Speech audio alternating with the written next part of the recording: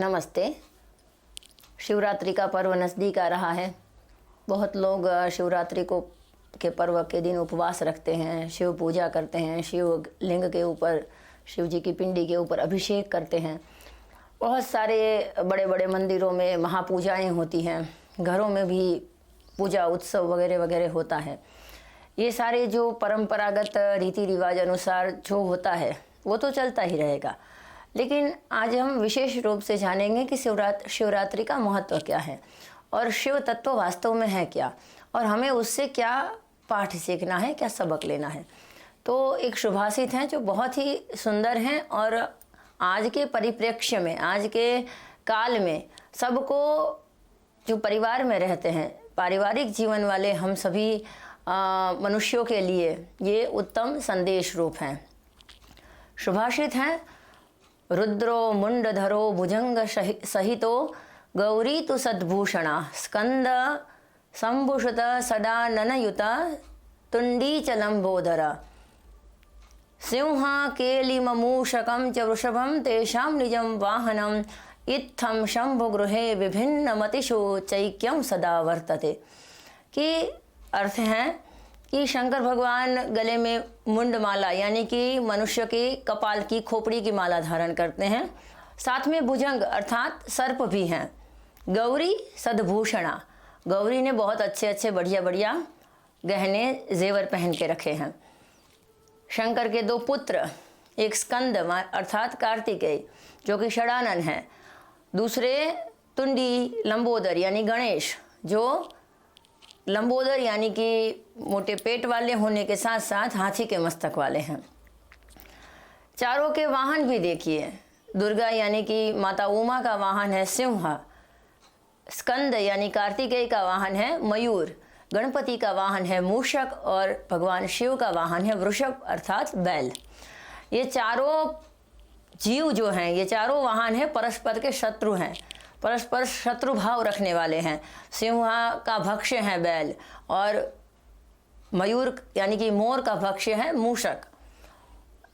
इत्थम शंभुगृहे विभिन्न मतिषु चैक्यं सदा वर्तते। ये जो अंतिम पंक्ति है वो ये सूचित करती है कि देखो चारों में कितना स्वभाव का या शौक का या फिर रहन सहन का या फिर कहिए कि उसकी योग्यता का अंतर है, और फिर भी एकता है।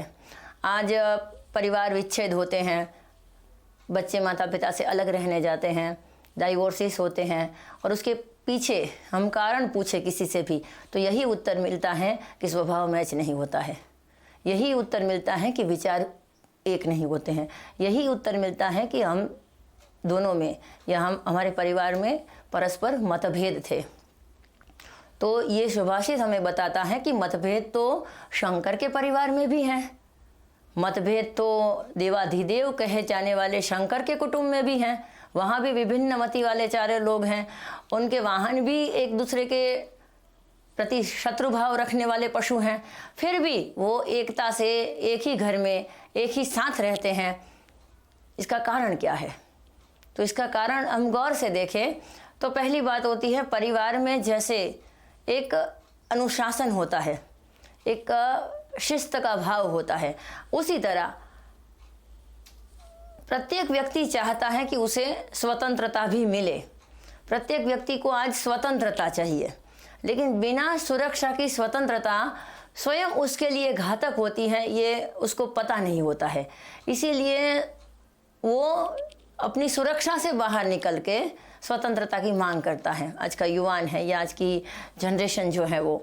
लेकिन वृद्धों को या फिर घर के बुजुर्गों को ये पता होता है कि कब स्वतंत्रता देनी है, कब नहीं देनी है। बहुत से घरों में प्रौढ़ वर्ग यानी कि सेकंड जनरेशन का भी दोष होता है, वो ऐसा समझती है कि हम जो बोले वही सही होता है, लेकिन हर बार ऐसा नहीं भी होता है। तो जब भी कभी मतभेद हो तो शिव का ये परिवार दृष्टि के सामने रखना है। शिवरात्रि का ये विशेष महत्व आज के दिन आप समझिए कि शिव का अर्थ ही होता है कल्याण। शं करोति इति शंकर, शं यानी कल्याण, जो कल्याण करता है वो शिव है। तो जो कल्याण करने वाले का परिवार कैसा होगा, तो बोलेंगे कल्याण करने वाले का परिवार में उसके साथ शक्ति स्वरूपा उमा यानी कि पार्वती जी होंगी। कल्याण करना है यदि स्वयं का या लोगों का, तो आपके पास शक्ति होनी चाहिए। शक्ति के बिना सब असंभव है। शिव भी शक्ति के बिना अपूर्ण है। शिव और शक्ति से ही पूरा संसार चलता है। गणपति बुद्धि के देवता है, तो बुद्धि भी चाहिए परिवार को चलाने के लिए। केवल रूप सौंदर्य से परिवार नहीं चलता है, लेकिन बुद्धि चाहिए, समझ चाहिए। वो समझ परिवार में अनिवार्य रूप से होनी चाहिए। आजकल जितने भी परिवार टूटते हैं वो समझ के अंडरस्टैंडिंग के अभाव से ही टूटते हैं। तो शिव का जो ये परिवार है वो इंगित करता है, वो हमें समझाता है कि मतभेद चाहे लाखों हो, लेकिन एक साथ बैठ के हम उसका निवारण करें, समझौता करें, तो परिवार टिक सकते हैं। और बड़े बड़े परिवार भी टिक सकते हैं यदि सबका मन एक हो, सबका परस्पर के प्रति प्रेम भाव हो। तो छोटे छोटे विचार भेद परिवार टूटने का कारण बने, ऐसा नहीं होना चाहिए। स्वतंत्रता की बात करें तो वृद्धों को या कि माता पिता को भी समझना चाहिए कि कुछ अवस्था के बाद लड़कों को, बच्चों को छूट देनी चाहिए अपने निर्णय खुद करने की। वो गलतियों में से सीखेंगे, जैसे हम भी हमारी गलतियों में से सीखे थे।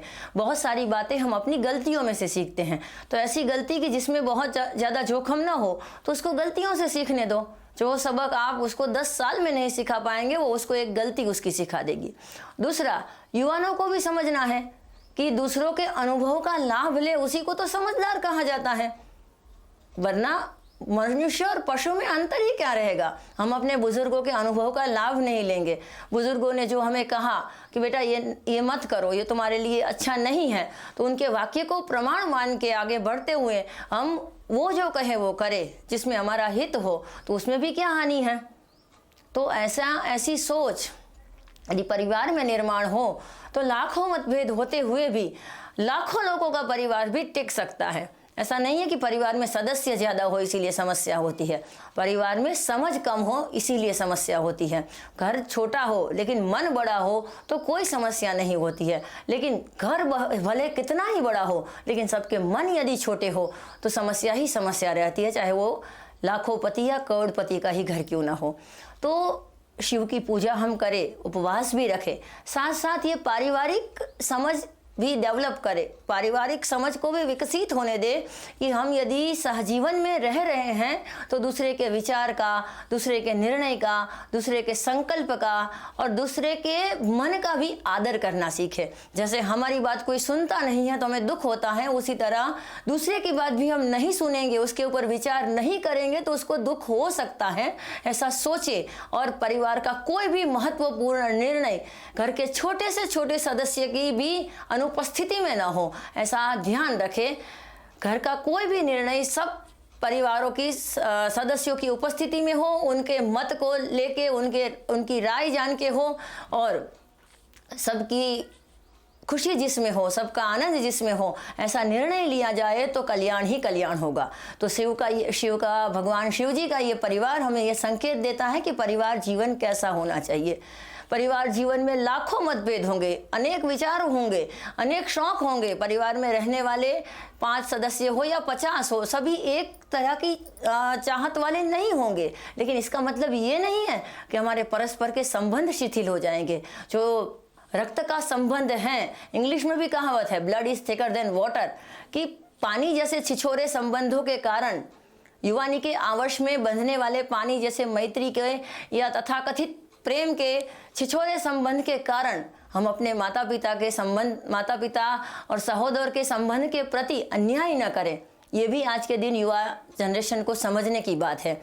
तो कोई भी निर्णय हो हमारा तो पारिवारिक सहमति से हो, कोई भी निर्णय हम करें तो परिवार जिसमें आनंदित रहता है वैसा करें। इसके लिए ऐसा भी नहीं है कि आपको अपना मन मारना है, अपनी विचारधारा है उसको निर्भयता से प्रस्तुत करने का भी कौशल्य आप में होना चाहिए।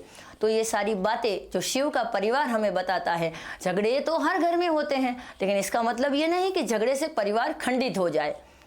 तो परिवार को अखंड रखने के लिए सबसे बड़ा उदाहरण है शिव का परिवार। अनेक मति होने के बावजूद, अनेक विभिन्न विचार होने के बावजूद भी हंसी खुशी से शिव पार्वती का ये छोटा सा परिवार रहता है, वो हमको ये बड़ा सबक देता है। तो शिवरात्रि के दिन हम भी संकल्प करें कि हमारे परिवार में हम सुख से रहेंगे, शांति से रहेंगे। इतना ही नहीं, पूरे समाज को तथा पूरे विश्व को अपना परिवार मानेंगे और भगवान के सामने प्रार्थना करेंगे कि माता च पार्वती देवी, पिता देवो महेश्वर, बांधवा शिव भक्ताश्च, स्वदेशो भुवनत्रयम्।